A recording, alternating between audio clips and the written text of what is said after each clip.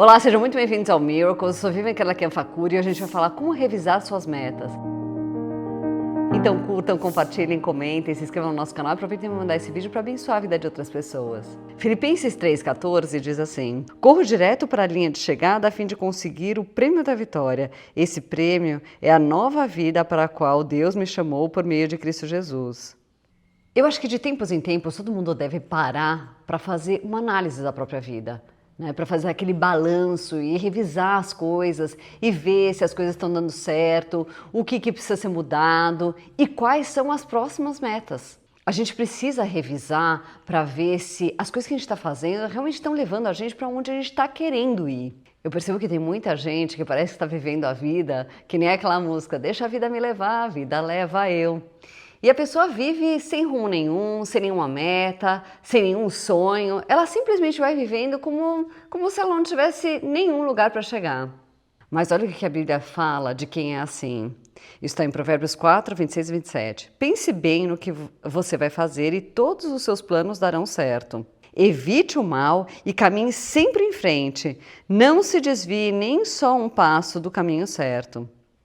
Ou seja, Deus está aqui falando o seguinte: que se a gente planejar bem, se a gente permanecer bem focado e bem longe do pecado, Ele vai abençoar, as coisas vão dar certo.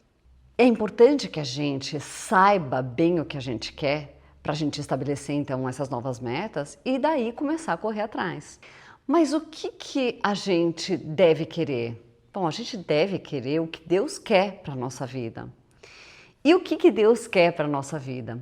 Eu acho que existem dois aspectos do que Deus quer para a nossa vida. O primeiro de todos, sem dúvida nenhuma, está em Mateus 6,33, que diz: portanto, ponha em primeiro lugar na sua vida o reino de Deus e aquilo que Deus quer, e Ele lhes dará todas essas coisas. Ou seja, se você está colocando Deus em primeiro lugar, todo o resto vai vir e olha, você pode ter certeza que isso é verdade. E o que seria colocar em primeiro lugar o reino de Deus? Bom, algumas coisas. Buscar estar próximo de Deus em oração e em meditação. Fazer coisas que agradam a Deus, como por exemplo, cuidar das coisas que você tem em equilíbrio e deixar tudo muito bem cuidadinho. Não ser desonesto e se manter bem longe do pecado. E procurar ser uma bênção na vida das pessoas pelas quais você passa. Quando você procura intencionalmente ser uma bênção na vida das pessoas pelas quais você passa, as coisas todas em volta vão se resolvendo, é uma coisa bem impressionante. A verdade é que muita gente pensa que Jesus era pobre, mas isso não é verdade, né? Então, até a parte financeira, por exemplo, ela se resolve. Jesus, na verdade, ele veio de uma família de tectons. O pai dele era tecton e provavelmente o avô dele era tecton. O que é um tecton? Tecton é um construtor, eles eram construtores de casa. Eles não eram, como todo mundo pensa, pessoas que mexiam com madeira. Até porque a madeira, lá naquela região que é desértica, né, em Israel, hoje, é algo extremamente escasso. Não hoje, mas naquela época era bem escasso. Porque como é desértico, você tem mais pedra por lá. Então, as construções eram mais feitas mesmo com pedras, tanto é que Jesus entendia muito de pedra angular, ele fala sobre isso. É porque essa era a profissão dele. Ele era um tecton. Esse tecton é a palavra do original grego, que é um construtor.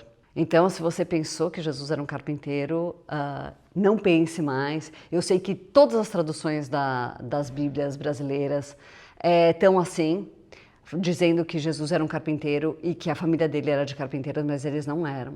Eles tinham dinheiro. Até porque tem uma outra coisa que é um aspecto muito importante que a gente deve observar. Jesus é perfeito, ele nasceu perfeito e ele só fazia coisas perfeitas. Então, não dá pra gente imaginar que uma pessoa que faz tudo perfeito, não só no modo de agir com as pessoas, mas também no profissional. Tudo que ele fazia era perfeito. Dá pra uma pessoa assim ser pobre? Pobre não dá pra ser, né? Dificilmente uma pessoa assim vai ser pobre. Mas, quando Jesus saiu para fazer o ministério dele, que era a perfeita vontade de Deus, que era estar fazendo pelos outros, né? Jesus, ele nasceu por nós, né? Para morrer por nós, para fazer por nós, para nos ensinar. E quando ele saiu para fazer o ministério dele, ele saiu sem dinheiro. E ainda assim, tudo o que ele precisava fazer foi feito. Então saiba, quando você tem como plano fazer a vontade de Deus, que foi exatamente o que Jesus fez. Jesus foi a pessoa que mais cumpriu com a vontade de Deus que já existiu. Ninguém cumpriu tanto com a vontade de Deus como Jesus. E até a parte financeira ficou toda resolvida. Apesar de ele ter saído sem nenhum dinheiro, tudo isso ficou resolvido. Quando a gente vê aquela passagem, né, da moeda na boca do peixe, para quem não sabe, eles chegaram em Cafarnaum e daí foram perguntar para Pedro, escuta, o seu mestre paga impostos? E Pedro, sem saber o que fazia, ele saiu correndo e falou, sim, ele paga, mas ele não sabia o que ele estava falando.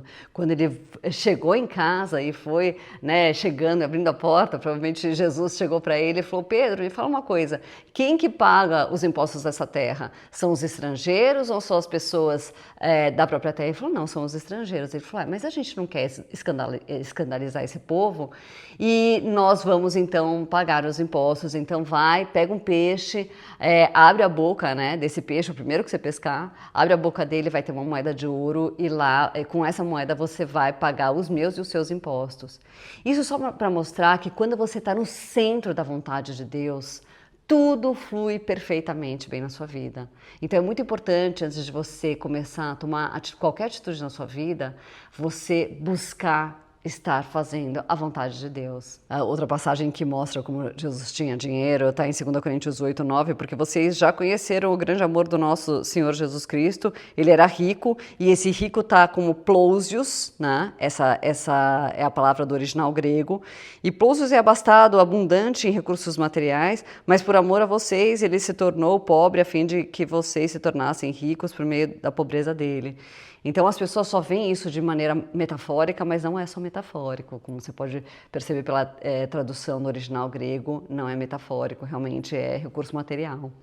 O outro aspecto, né, além de você buscar a Deus em primeiro lugar, é você procurar fazer as coisas que Ele está pedindo para você. São coisas que são só para você, então não é que elas estão na Bíblia.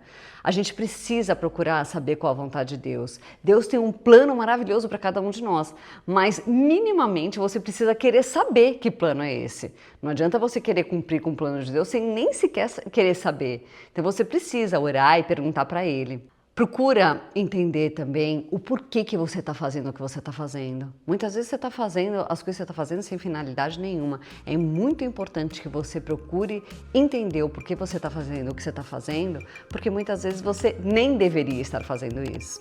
Bom, hoje eu vou ficar por aqui, então curtam, compartilhem, comentem, se inscrevam no nosso canal e aproveitem para mandar esse vídeo para abençoar a vida de outras pessoas. Fiquem com Deus.